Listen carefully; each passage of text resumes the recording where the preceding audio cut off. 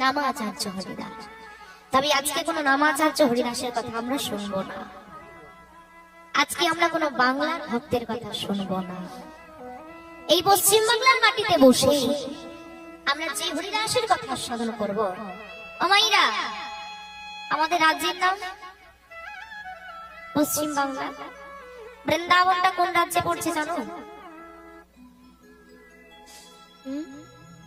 উত্তরপ্রদেশ। এই উত্তরপ্রদেশে একজন হরিদাস ছিল, তার কথা আজকে আমরা শ্রবণ করব। তবে তার আগে জানতে হবে হরিদাস কি। হরিদাসের কথা শুনতে হলে আগে হরিদাসের পরিচয়টা জানতে হবে। আমার হরিদাস কে গো? হরিদাস কে? হরিদাস কে জানো না? এইখানে হরিদাস কে? এইখানে কেউ হরিদাস আছে কি?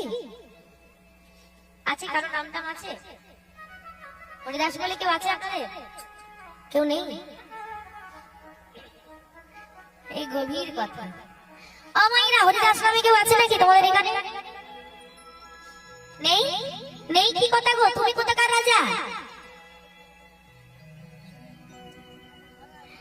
আরে হরিদাস কি নাই, তাহলে তুমি কোথাকার রাজা? রাজা কেউ আছে কি? কেউ নেই তো? তাহলে আমরা সবাই হরির দাস। এই যে আমরা হরির দাস, এই হরিবাসনে বসে এতগুলো কথা ঘুরিয়ে দিলাম বলে তোমার মনে পড়লো তুমি হরিদাস। ওই বাড়িতে মনে ছিল তুমি হরির দাস? মনে ছিল না। অদ্ভুত লীলা। তুমি যে হরির দাস এটা তুমি মনে রাখতে পারবে না, এটা আজকের কথা না। মহাজন বহুদিন আগে বলে গেছেন, যে বৃদ্ধ কৃষ্ণ দাস তাহা ভুলি গেলা, সেই অপরাধী মায়া পিশাচি তার গলেতে লইলা।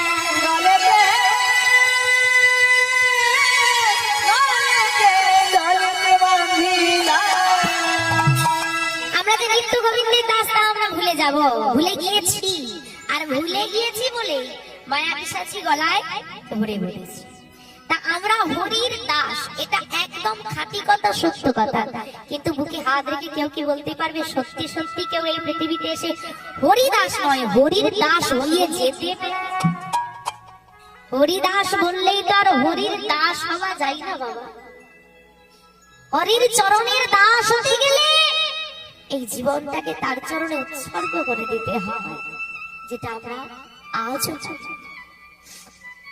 তবে আজকে যে হরিদাসের কথা শুনবো, নামটা ভারী সুন্দর, হরিদাস। আদৌ সে কোন হরিদাস নয়। এই যে আজকে তোমরা কীর্তন শুনতে এসেছো বলে যাই হোক মনে পড়লো যে হ্যাঁ, আরে ভুলেই গেছি আমি হরিদাস।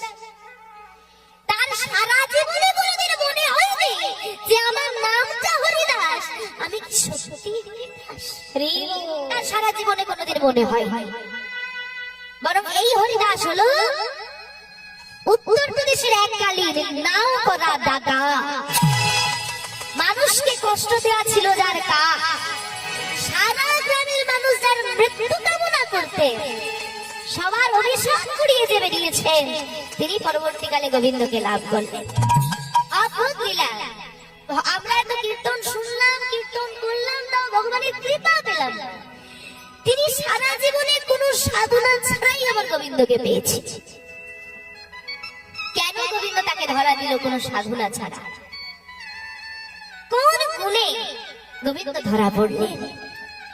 অদ্ভুত লীলা আজকে আস্বাদন করবো ভিন্ন স্বাদে। এমন একজন ভক্তের কথা শুনবো যিনি ভগবানকে পেয়েও চিনতে পারেন। ভগবানকে পেয়ে গেছে, ভক্তরা পাওয়ার জন্য তিনি পেয়ে গিয়েও চিনতে পারেন, তার সঙ্গে ছলনা করে চলেছে। আস্বাদন করবো সেই ভক্তের কথা। আস্বাদনের বিষয়বস্তু ডাকাত হরিদাস। হৃদয় গৌরী সীতানাথ প্রেমানন্দে হরি।